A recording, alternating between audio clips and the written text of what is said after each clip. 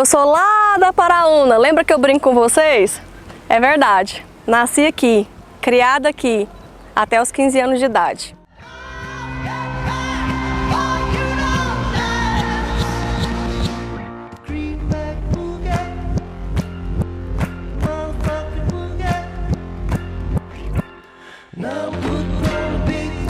Nunca quis fazer direito, queria usar branco o dia inteiro, queria fazer medicina, mas o meu pai cismou que curso de pobre era direito. Fui para Goiânia tentar a vida e eu vou contar um pouquinho da minha história para vocês.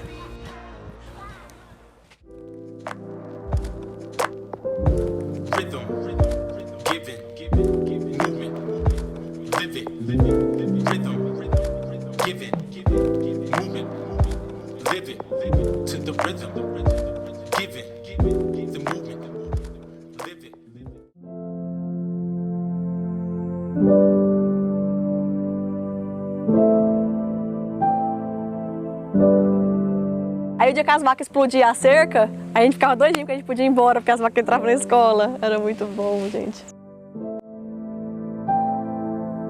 Tá muito bonitinho, né? Aquela entrada de vidro ali não, a gente entrava pelo portãozão mesmo, vai ser uma manada entrando assim, de menino. Fora que eu usava aparelho, né, na coluna, aquele aparelho assim. Você usava? Aí meu irmão usava aquele freio de cavalo, a gente chegava e o povo, ó, os irmãos ferradura chegando. Era muito bom. Aí eu andava de moto, de aparelho, e meu irmão dizia, os irmãos ferradura, estacionava ali e ia embora. Era bom, era bom. Chegando em Goiânia, eu comecei a projetar todo aquele plano familiar, formar, ter objetivos profissionais, independência financeira, crescer na vida. E foi no direito que eu encontrei oportunidades, até a data da minha formatura. Depois da minha colação de grau, as coisas não aconteceram como eu imaginei, nem para mim, nem para minha família. E foi um ciclo muito difícil na minha vida. Eu me chamo Suzana Ferreira. Vou contar um pouco da minha história para vocês. Eu nasci e fui criada na cidade de Paraúna, no interior de Goiás. E foi uma infância normal, muito tranquila, com o pé no chão, cercada de primos, casa de vó, em cima de pé de manga, de goiaba. Foi uma infância muito tranquila. E a virada da minha vida, no sentido de estudos, veio quando eu terminei o ensino fundamental, com o fim da 8ª série, na minha época, né, gente? Surgiu um sonho entre eu, meu pai e o meu irmão de estudar, de ser alguém na vida, tentar encontrar maneiras de independência financeira e de poder sair daquela mesmice de interior, sabe? E com esse sonho, o meu pai buscou todas as formas que ele podia para poder bancar os nossos estudos. Na minha cabeça, eu queria fazer medicina. Nunca pensei em fazer direito. Então, desde lá, daquele colégio que eu estudava com os amigos de infância, se falava em medicina. O sonho geral do adolescente era medicina.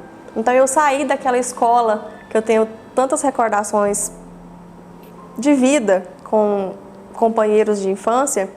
Eu saí de lá para vir para Goiânia, trilhar o sonho do vestibular de medicina. E foi uma mudança de chave para minha família. Então, no ano de 2007, eu mudei para Goiânia e comecei uma jornada muito difícil, longe dos meus pais, longe da minha casa, longe dos meus amigos, longe de tudo que eu tinha como base e estrutura humana até aquela idade, aos 15 anos. E posteriormente o meu irmão também veio morar comigo e tentar engenharia, foi o sonho da vida dele. Só que as coisas de Deus não são conforme os nossos pensamentos, né? Eu fiz o primeiro vestibular PUC que teve, antigamente era o CG, não sei se alguns goianos recordam, e teve o vestibular PUC. E foi um dos vestibulares mais difíceis que eu fiz. E eu lembro que eu coloquei a primeira opção para medicina, mas eu não sei por que a segunda opção tinha que ser preenchida para terminar a inscrição do vestibular. E eu coloquei direito, não me perguntem o motivo, só para preencher mesmo o cadastro da ficha. E quando saiu o resultado do vestibular, eu só passei para direito. E foi uma frustração pessoal, porque eu não queria fazer direito. Só que o meu pai ficou muito feliz. Ele tinha um jargão nessa época que curso de pobre era direito. Então, que pobre tinha que fazer direito, porque tinha inúmeras, né, opções de profissão. Você podia fazer concurso público, podia advogar, podia escolher um leque de profissão para seguir. E o meu pai insistiu para que eu fizesse direito. E eu me recordo que eu assinei o contrato da PUC aos prantos, porque eu não queria cursar direito, eu queria medicina. E o meu pai insistiu para que eu ingressasse na faculdade. E assim começou a minha segunda jornada de vida, que foi a partir do momento em que eu iniciei o curso de Direito na PUC Goiás. Quando eu iniciei o curso, foi muito sofrido para mim, gente. Vocês me conhecem aí de longa data aqui do Instagram, sabem um pouco do meu jeito. E eu pegava 2 ônibus para ir para a faculdade. Pegava um ônibus até a Praça Cívica, da Praça Cívica eu tinha que pegar um outro ônibus até o Jardim Goiás, que parava em frente ao Campus 5 da PUC. Quando eu chegava na faculdade, gente, vocês vão entender, eu chegava às 7 horas da manhã, era aquela fila que eu vou denominar, aquela fila de patricinha, com aquele tanto de frufru no olho, maquiada, de salto e segurando os chaveiros dos seus carros novos de 18 anos. Gente, aquilo me matava, porque às 7 da manhã eu já estava toda suada, toda pregada e com raiva de existir naquele lugar. De calça jeans, tênis, na maioria das vezes era havaiana, eu tinha uma havaiana para cada roupa. E camiseta, eu me vestia assim. E eu tinha comprado eu juro para vocês que eu tenho até hoje, uma mochilinha de oncinha que eu usei durante a minha faculdade toda. Então quando eu chegava na PUC, aquele ambiente não era meu. Eu não me sentia dali, eu não conseguia fazer amizade, eu não conseguia enturmar com o pessoal. Aí eu comecei a ter um pouquinho de mais afinidade com os portadores de diploma, os pais de família, os mais velhos da turma. Era com quem eu conseguia conversar um pouco. E todos os dias que o despertador tocava para eu ter que ir para essa faculdade, eu chorava, porque eu não queria estar ali, não era o meu sonho. Até que eu resolvi trancar a faculdade escondida do meu pai. Falei, eu vou trancar essa faculdade e eu vou tentar fazer medicina. Quando meu pai assustar, eu já passei para medicina. E tudo deu errado, gente, porque eu não consegui voltar para os estudos. Eu tinha que ser advogada mesmo, porque fazer uma conta para mim sempre foi muito difícil. Então, matemática, química e física eram matérias que não davam para mim, principalmente ter que estudar sozinha, né? E eu não consegui voltar para os estudos. E eu tive que voltar para a faculdade de Direito, porque era a única forma que eu tinha ali, naquele momento, de terminar a minha graduação. E com a volta para a faculdade, eu fiquei pensando, porque eu não sou uma pessoa de conformismo, virginiana nata. Quando está muito confortável para mim, me incomoda, eu não gosto. Eu não me sinto bem, eu sempre quero mais, eu sempre penso além. É uma característica minha. Então, quando eu voltei para a faculdade, parece que tudo normalizou, voltou para aquela situação que eu estava. Então, para que eu tranquei aquela faculdade se fosse para ficar naquela mesmice, né? E eu pensei, eu preciso encontrar uma forma de ser feliz com isso aqui. Como que eu vou ser feliz estudando aquilo que eu não gosto? Qual que é a saída que eu vou encontrar dentro daquilo que eu não queria para a minha vida? Nessa etapa, eu já estava tomando ansiolítico, remédio para dormir, saía ferida no corpo inteiro, porque eu não estava feliz, eu estava para ir para o fundo do poço com essa faculdade. E eu consegui um estágio na Polícia Civil. O que eu pensei? Eu vou fazer um estágio em cada departamento que eu conseguir, para eu ver se eu me encontro em alguma área do direito. Alguma coisa eu tenho que fazer para ser feliz e para ganhar dinheiro e para me estabilizar na vida. Parar de andar de ônibus, os sonhos que todo jovem tem com a graduação, né, e com a formatura. E Deus me deu uma ajudinha, não vou negar. Eu fui para a Delegacia da Mulher fazer um estágio. Quando eu entrei na Delegacia da Mulher, a minha vida mudou. Quando eu vi a rotina de policiais, a rotina da Polícia Civil, o trabalho da Polícia Militar. Quando eu me vi naquela postura ali, diante de uma mesa, atendendo uma pessoa que precisava da minha ajuda, que precisava de uma palavra de conforto, que precisava de qualquer amparo possível ali, porque ela estava no pior momento da vida dela, ela estava agredida fisicamente, ela estava com o psicológico abalado, ela estava com a família em risco, ela estava com a vida em risco. Então, quando eu me vi nessa situação de ajudar alguém dessa forma, eu comecei a entender o que Deus queria de mim dentro do direito. E a partir daí eu comecei a estudar com muita vontade o direito penal. E a minha sorte é porque na PUC, direito penal já vem no primeiro período. Então, os primeiros períodos do curso de direito tinha matéria de direito penal. Então, eu já estava vindo estudando aquilo na graduação. E quando eu tirava da teoria e vivia aquilo no estágio, as coisas começaram a fazer muito sentido na minha vida. E eu entendi que dentro do direito penal eu poderia ser feliz, eu poderia jogar para fora aquela parte nebulosa que eu mesma tinha criado para a minha vida e aquela carga que eu tinha criado para a minha família de que tinham me obrigado a fazer algo que eu não queria, de que tinham me obrigado a viver uma vida que eu não tinha alegria naquilo. E eu comecei a formar uma base, uma estrutura para mim. Bom, eu encontrei algo que me faz feliz. Eu encontrei uma forma de ajudar o meu próximo. Eu encontrei tesão em pegar um livro e estudar. Eu encontrei algo que eu quero traçar como objetivo. E aí foi a minha virada de chave, o estágio na Polícia Civil. Encontrei no crime uma forma de sobreviver como profissional. E a mudança foi drástica na minha rotina. Eu aproveitei bastante o meu primeiro ano de faculdade, vocês sabem, eu vivo brincando nas minhas redes sociais. No meu primeiro ano eu fui em todas as festas do Interpuc, Inter-UFG, eu aproveitei bastante. No terceiro do quarto período em diante, falei, não, se eu realmente quero seguir uma carreira e fazer a diferença dentro do direito, dentro desse volume de estudantes que formam todo semestre em Goiás e no Brasil, eu preciso mudar a minha postura. E foi aí que eu decidi que eu iria ser delegada de polícia. Falei, agora eu quero ser delegada de polícia, então eu preciso começar a estudar.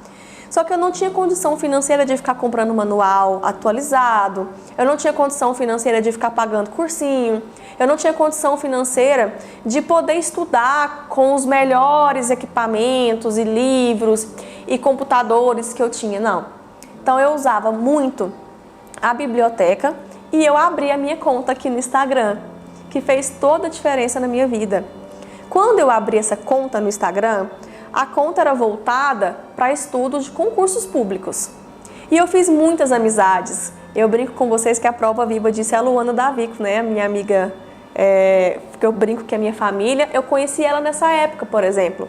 Porque a gente trocava material, a gente trocava informação, trocava questões. Tudo que uma pessoa podia ajudar a outra que estava na mesma situação como eu, que não tinha dinheiro nem situação econômica para poder comprar esse volume de material para estudar e sempre estar atualizado dentro dos melhores cursinhos, a gente dividia.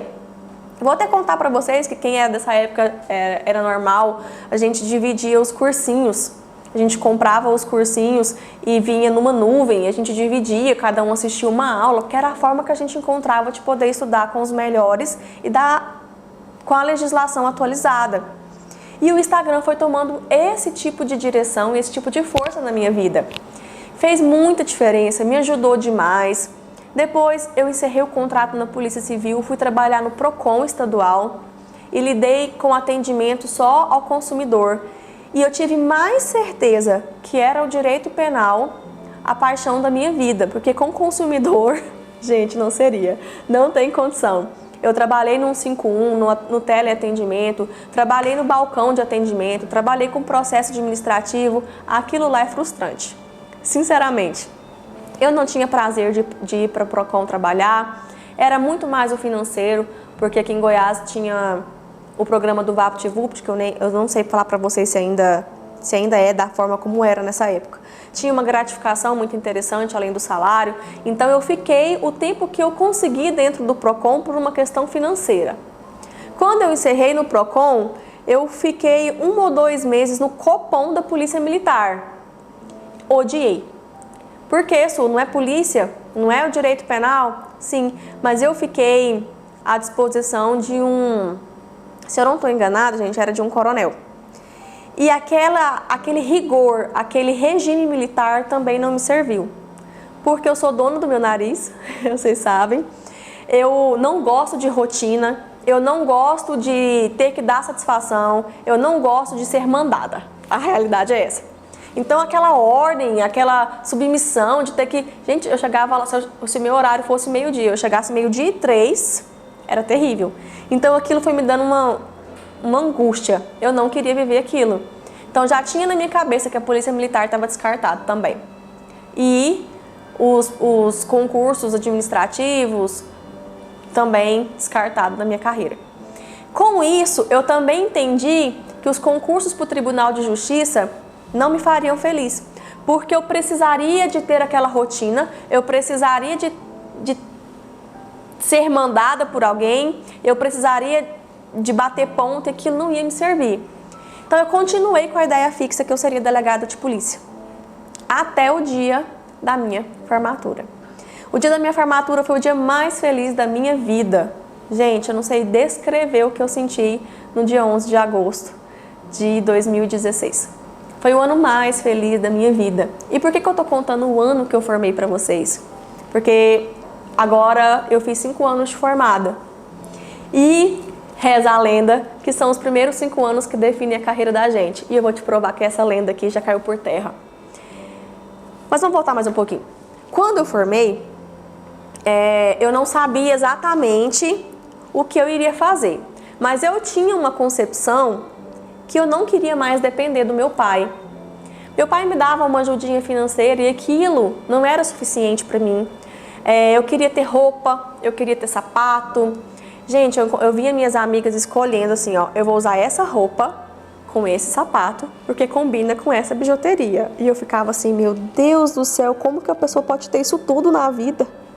Porque eu só tinha calça jeans, uma sandália de sair, uma sandália de ir pra faculdade e camiseta. No máximo uma jaqueta jeans pra época do frio. Era o que eu tinha. Um brinco que eu comprei na 44. Era o que eu tinha.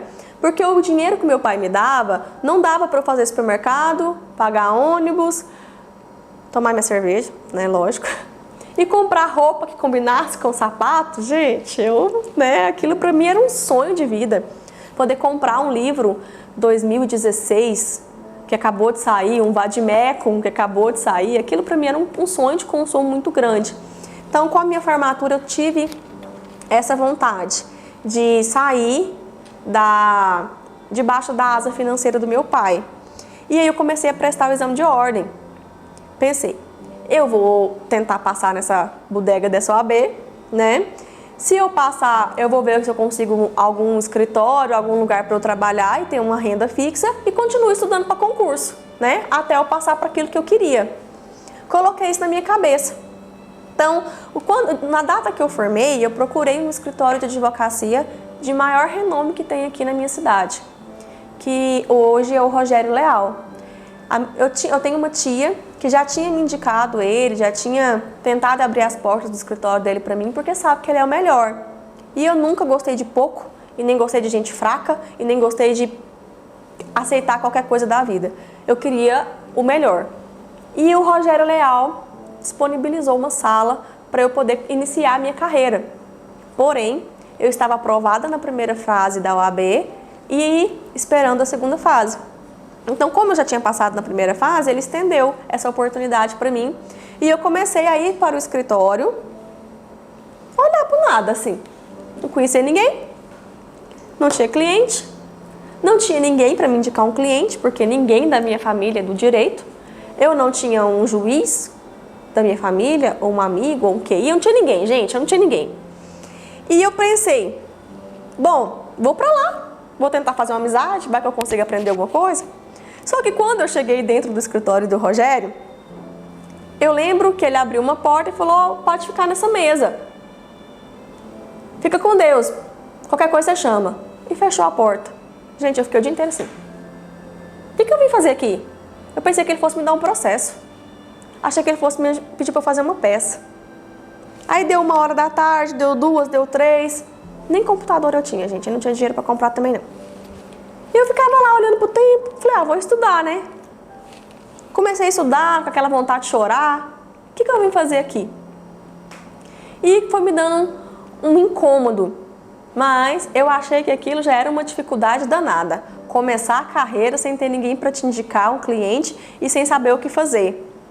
Mas Deus foi um pouquinho mais além comigo. Quando foi no mês de outubro, eu fiz a bênção de dar para vagabundo. O que acontece? Exatamente. Dei para vagabundo uma bebedeira minha lá. Enchi de pinga e fiquei com uma pessoa aleatória. Engravidei. Quando eu descobri essa gravidez, eu não sei dizer para vocês o que aconteceu comigo, mas eu sabia que eu ia parar na bosta.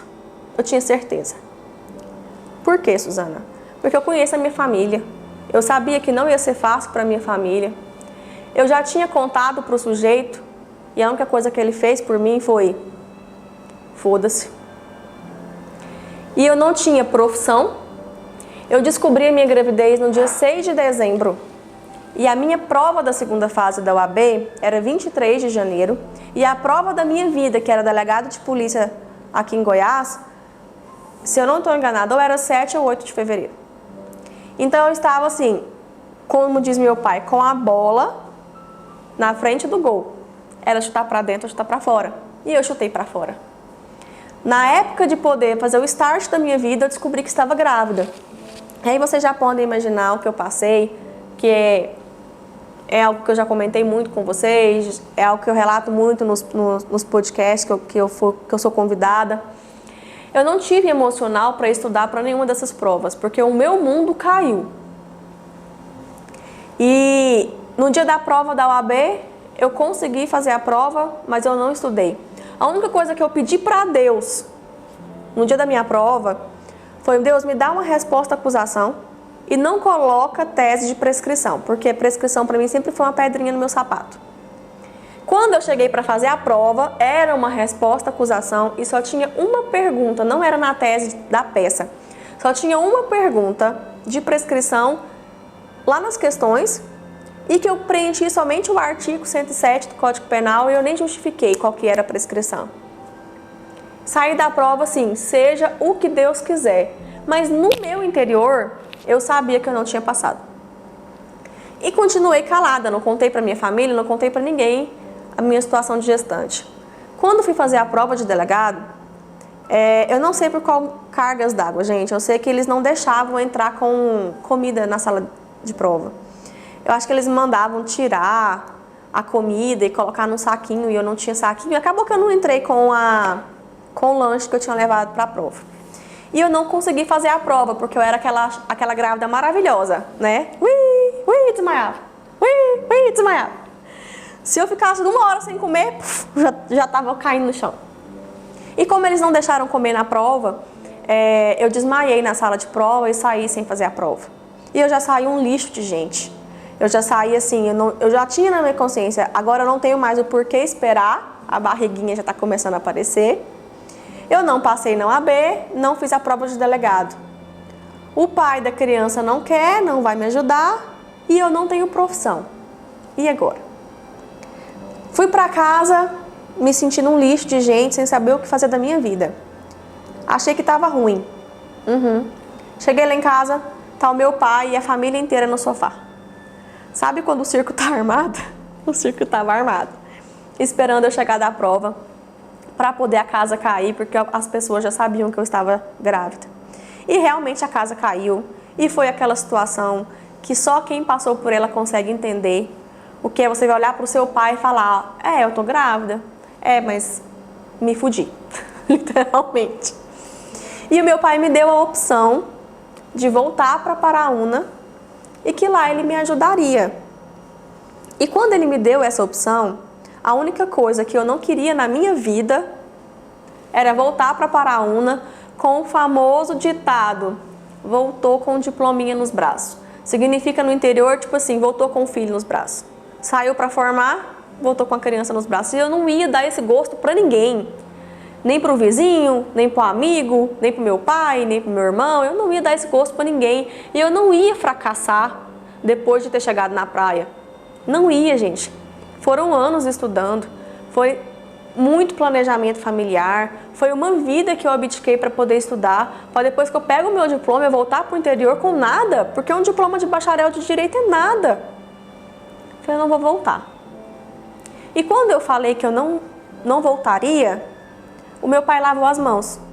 Falou, eu não vou te ajudar. Aqui em Goiânia, sem ter profissão, sem nada, eu não vou te ajudar.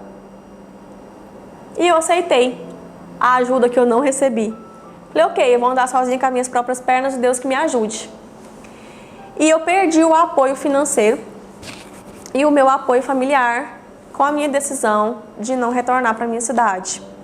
E eu brinco, não é nem motivo de brincadeira, hoje é brincadeira, mas na época nunca que foi, que comecei o meu período de inferno astral, né? Eu acho que eu fui jogada no limbo, passei pelo purgatório, voltei pro limbo de novo, e aí eu passei por um purgatório um pouco pior, que foi me ver sozinha, grávida, na cidade grande, sem dinheiro, sem profissão. Quem que ia dar emprego para uma mulher grávida? E o que eu ia fazer da minha vida? Vocês sabem que às vezes as pessoas só estão esperando você desistir. E eu senti que à minha volta as pessoas estavam esperando eu desistir. Estavam esperando eu pedir, não vou aguentar, realmente eu preciso voltar. As pessoas estavam assim, me olhando, esperando o meu próximo passo, esperando a hora que eu fosse tropeçar, esperando a hora que eu fosse pedir, pelo amor de Deus, eu não aguento mais. Só que meu nome é Suzana Ferreira. E isso não iria acontecer comigo.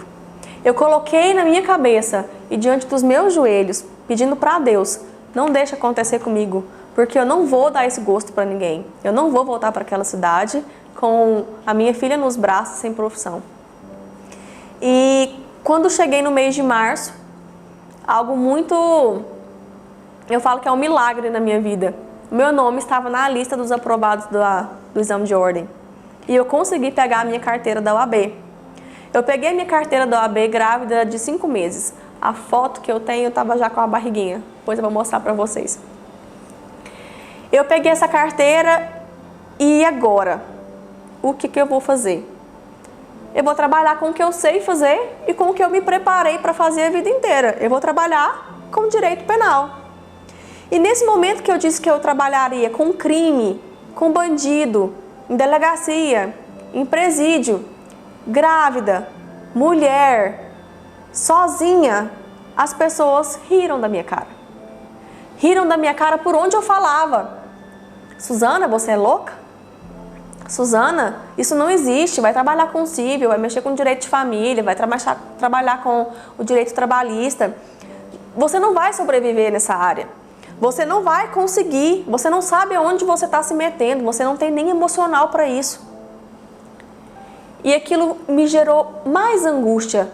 Por que as pessoas têm a necessidade de dizer o que você tem que fazer com a sua vida? O que você tem que gostar? Qual caminho você tem que seguir para ser bom? Qual caminho você tem que trilhar para ser perfeito e para ter prosperidade? Por que todo mundo te aponta o dedo na cara e fala, isso aí não é para você? Quem fala o que é ou não para mim sou eu.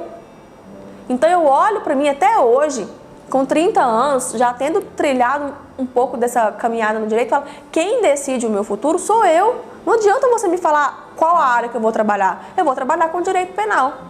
E eu peguei o meu código penal, grávida, sem roupa para trabalhar, eu não tinha dinheiro para terninho, eu não tinha dinheiro para o notebook, eu não tinha dinheiro para porra nenhuma. E eu fui para a porta da delegacia, eu fui para a porta da central de flagrantes, eu mendiguei clientes, eu pedia para as pessoas, deixa eu fazer essa peça, me ensina a fazer esse protocolo, eu vou lá no fórum com você assistir essa audiência, eu pedi socorro para todo mundo que eu conhecia, que estava na área e que pudesse me socorrer.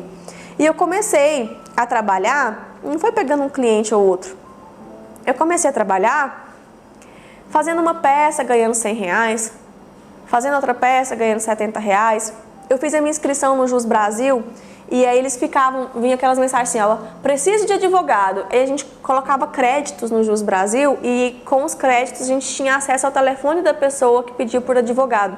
Eu ligava, conversava, tentava captar e nunca dava certo. Principalmente quando eu via a pessoa e a pessoa via que eu estava grávida.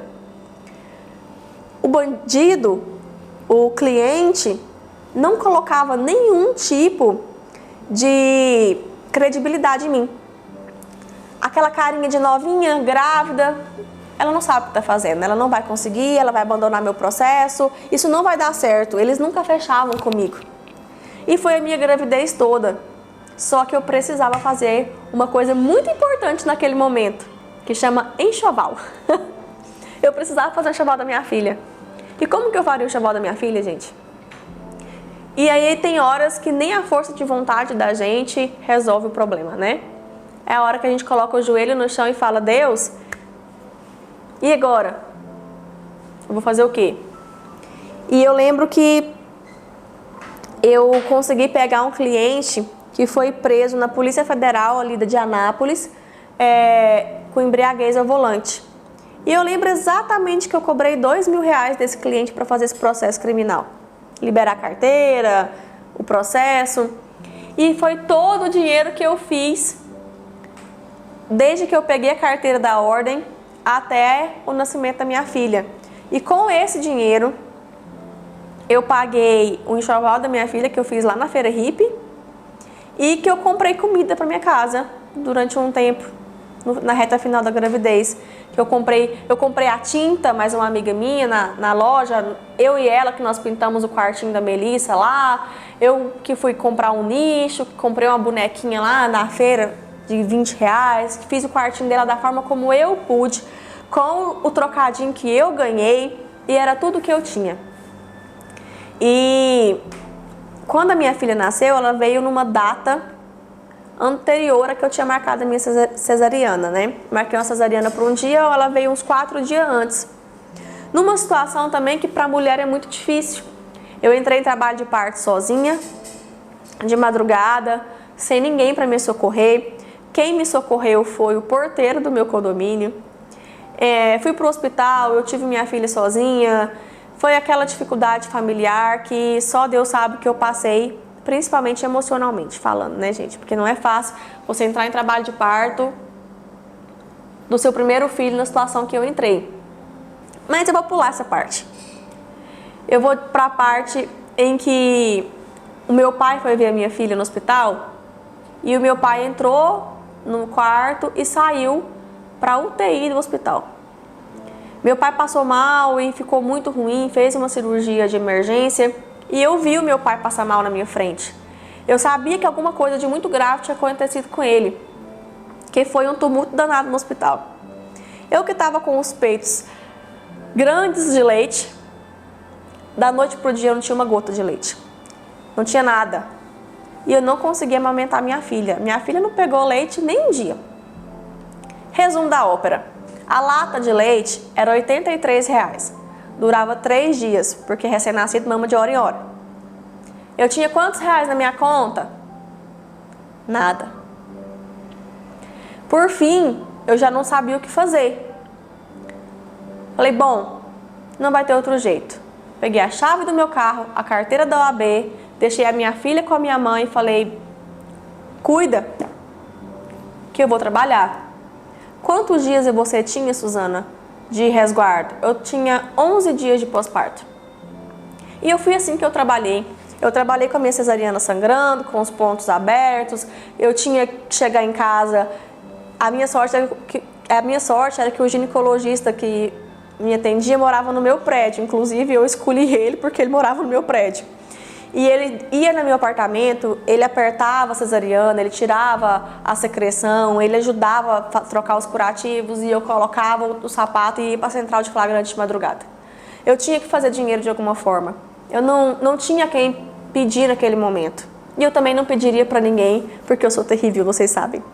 E eu voltei a trabalhar nessa situação e depois que a minha filha nasceu, eu consegui pegar alguns casos isolados Acredito porque eu já não estava mais gestante, então eu conseguia fechar um contrato. As pessoas já não ficavam receosas de que será que ela vai dar conta de cumprir aquele contrato? Será que ela vai saber me defender, me tirar dessa enrascada? Então eu consegui começar a caminhar. E eu me apeguei às pessoas do escritório, eu pedi muita ajuda.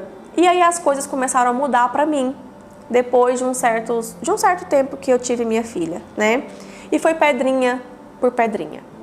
Não tem como eu falar para vocês tudo o que eu passei, foi um resumo mesmo da situação, porque eu sei que existem muitas meninas aí que estão formando, tentando formar, ou formadas, ou com diploma parado aí há 1 ano, 2, 3, porque são mães, porque não tem ajuda de ninguém, não tem ajuda financeira de ninguém, e vocês têm gravado na cabeça que sem a ajuda de ninguém vocês não vão conseguir, que pelo fato de serem mães vocês não vão conseguir. E eu estou aqui para provar para vocês, eu sou de carne, osso, pobre, do interior, mulher, fudida, lascada. Sim, engravidou de vagabundo? Sim, mãe solteira, mãe solo, a forma como vocês denominam, eu não vou entrar na questão, mas que eu crio a minha filha sozinha? Sim. Com emocional acabado? Sim. Sem oportunidade financeira, sem conhecer ninguém, sem QI? Sim.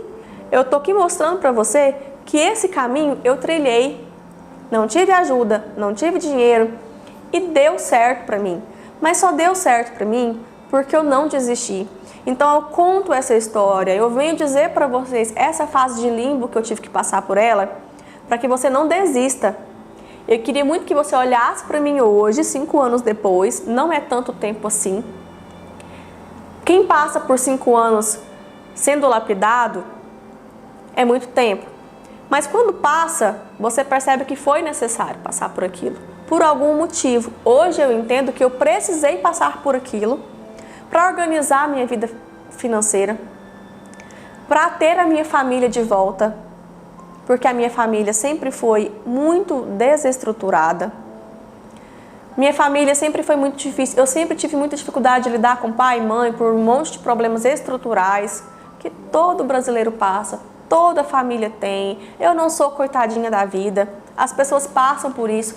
Família é tudo igual, gente, só muda o endereço, tá? Então não vem você achar que a sua família é pior, não, se eu contar pra vocês a situação da minha e o que eu já passei com a minha e o que acontece lá no interior é triste.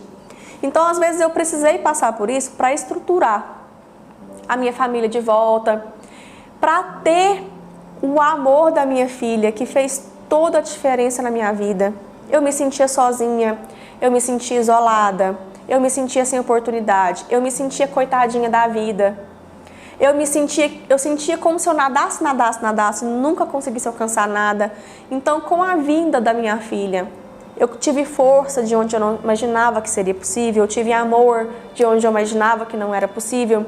Eu consegui entender a minha mãe, eu consegui entender o meu pai, eu consegui perdoar. Então, às vezes aquele limbo é necessário para você, vai por mim. E não é impossível por estar passando por uma situação como a que eu passei ou por outra situação que também seja muito difícil para você.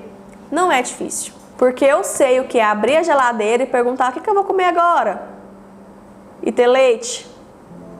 Eu sei o que é completar a mamadeira de leite da minha filha com água porque o leite não dava da lata. Eu sei o que é minha mãe ligar e falar, cortou a energia, viu? Eu falar, mãe, paciência, na hora que eu tiver dinheiro eu pago. Então hoje, eu olho para mim com muito orgulho, porque eu não precisei me submeter a nada, e eu não precisei me submeter à censura de ninguém, aos olhares de ninguém, à imposição de ninguém, para poder chegar no lugar que eu queria chegar para minha vida. E o direito digital transformou a minha carreira. E é isso que eu venho aqui testemunhar para vocês hoje, ensinar para vocês hoje. Eu demorei até a data de 14 de outubro para poder vir trazer para vocês tudo o que eu aprendi, porque eu precisava trilhar esse caminho, aprender com os bons. Vocês viram meus resultados, vocês viram a diferença que isso fez na minha vida, para vir aqui ensinar. Vocês sabem que eu odeio o tal do estelionato virtual, né? O advogado acabou de formar, acabou de começar o trabalho, quer ensinar o outro a trabalhar. Aí eu sou Suzana, vocês me conhecem. Então, primeiro, eu trilhei. E agora eu me sinto confortável para vir trazer você, que está na mesma situação que eu estive uns anos atrás, sem saber o que fazer com essa carteira, sem saber o que fazer com esse diploma, sem saber que área seguir, achando que está tudo saturado, está tudo perdido, que não tem espaço mais. Tem um espaço novo, tem um espaço que você ainda pode subdividir. Tem muita coisa para você aprender aqui dentro do direito digital. Tem muita coisa que eu quero te ensinar, que eu quero mostrar para você que é possível fazer, e nós vamos fazer isso juntos. Eu tenho certeza que juntos nós vamos mostrar para o Brasil a evolução do direito. Com a pandemia, os processos foram para as plataformas digitais, muita coisa mudou, a advocacia mudou, não vai voltar para os patamares anteriores. Nós sabemos que a forma como nós exercemos a nossa profissão mudou, vai continuar mudando, e nós vamos acompanhar isso, e nós vamos desbravar essa nova área do direito. Nós vamos ser referências, seremos referências, eu tenho certeza disso. Então vem comigo, eu vou te ajudar, nós vamos aprender juntos, vou trazer gente muito boa para ensinar vocês, vou trazer especialista, vou trazer doutor, vou trazer gente que entende, com quem eu também aprendi e aprendo todos os dias, porque o direito digital é isso. Todo dia a gente aprende uma coisa nova, todo dia tem uma demanda nova, todo dia tem oportunidade de fazer dinheiro com a sua carreira aqui dentro do direito digital.